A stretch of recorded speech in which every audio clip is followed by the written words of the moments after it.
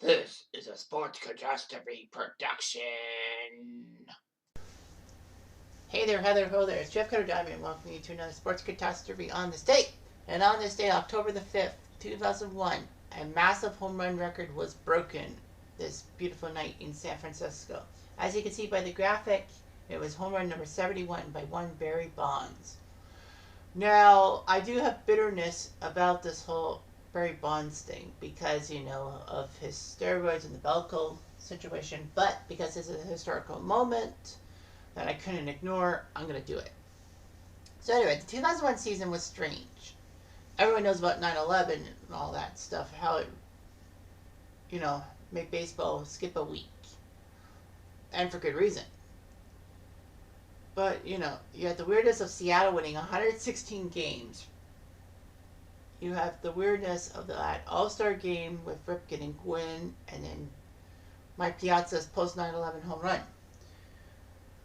But what people were realizing on the final week of the season was not just the races for the spots in the playoffs, but the fact of the matter of will Barry Bonds break the 70 home run mark by Mark McGwire. Of course, that was tainted in a sense because of McGwire having that bottle of supplement, quote-unquote supplement, in his locker during the 98 season. Barry Bonds was a good home run hitter for the Pirates and then left for San Francisco and he went kind of supernova in a sense. The Bonds signing actually kind of saves baseball in San Francisco, if you will. But the fact of the matter was that Bonds was just hitting home runs left, right, and center field. So, anyway, the final weekend happened.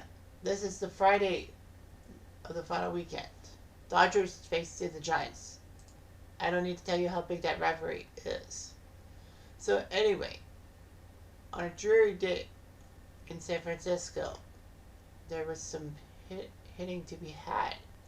The Dodgers lined up this way. Marcus Grissom, good friend from the former Expos center field, another former Expo, Mark Rusilanek, playing second base, Sean Green, former Blue Jay, playing right field, Gary Sheffield, left field, former Marlin star, Paulo Duca playing first base, he's usually a catcher, by my guess, Adrian Beltre at third, Jeff Riboulet at short, Chad Kruger being the catcher, and Chan-Ho Park, the Korean, being the pitcher. The Giants countered with Marvin Bernard at center, Richard Riley at short, Barry Bonds at left, Jeff Kent at second, Andres Galarraga, former Expo, at first, John Vanderwall, former Expo, in right field, Benito Santiago, former Blue Jay catcher, Pedro Feliz at third, and Sean Estes, good pitcher, being the starting one. Actually did not start that well for the for the Giants. They were actually down 5-0 through the first inning. Gary Sheffield had an RBI single to score Grissom and Rusilanek. Loduca hit a sac fly to make it 2-0. And then Estes sucked so badly they had to bring Mark Garner in, the former Expo.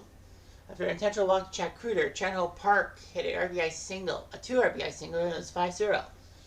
And then after Bernard struck out and Aurelia grounded out, Bonds on a 1-0 pitch decided to swing the ball and hit it deep to right center, and it was out of here, making it 5-1, as the great Dwayne Kuiper put it. So Bonds had hit number 71, and baseball stopped and applauded Barry Bonds' efforts. To hit 40 home runs in a season, well, nowadays you can kind of do that, but anyway, this was 2001. After a ceremony, Jeff Kent flew out to center. Gary Sheffield had another RBI scoring Green, making it 6-1. The Giants didn't go quietly as Eric Davis, the legendary former Red, hit a bases loaded double, bases clearing double, if you will, making it 6-4 off of Park. Marcus Grissom went deep to left field off of Wayne Gomes, scoring him and Chan-Ho Park, who was on base with a walk, to make it 8-4. Bonds faced Park in the bottom of the third and went deep to center field for home run number 72. So he wasn't done yet. It made it 8-5. Sean Green went deep off Gomes to make it 9-5. And then Jeff Kent hit a bases clearing double to make it 9-8. But the trouble was that Kent went for third base and was thrown out in the third out. And it was a baseball axiom. You do not get thrown out at third base on the third out. Dodgers took a 9-8 lead. Channel Park would not get to the fifth inning. It would be Giovanni Carrera. So that meant that Park couldn't get the win. Gary Sheffield went deep to left field off Aaron Foltz to make it 10-8.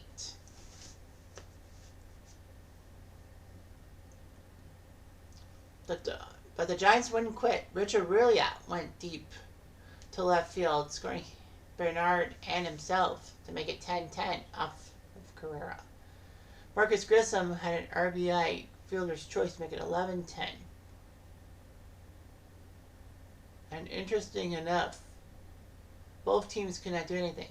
In the bottom of the ninth, Andres Galarraga walked and then was lifted for a pinch runner. Calvin Murray had a bunt, but he popped it up to the first baseman.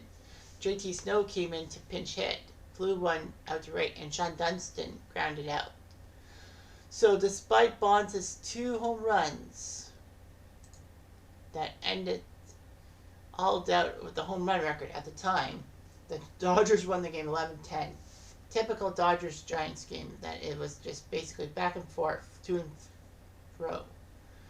Bonds got the home run record. Everyone was happy in San Francisco, despite the fact that the Giants would not go to the playoffs.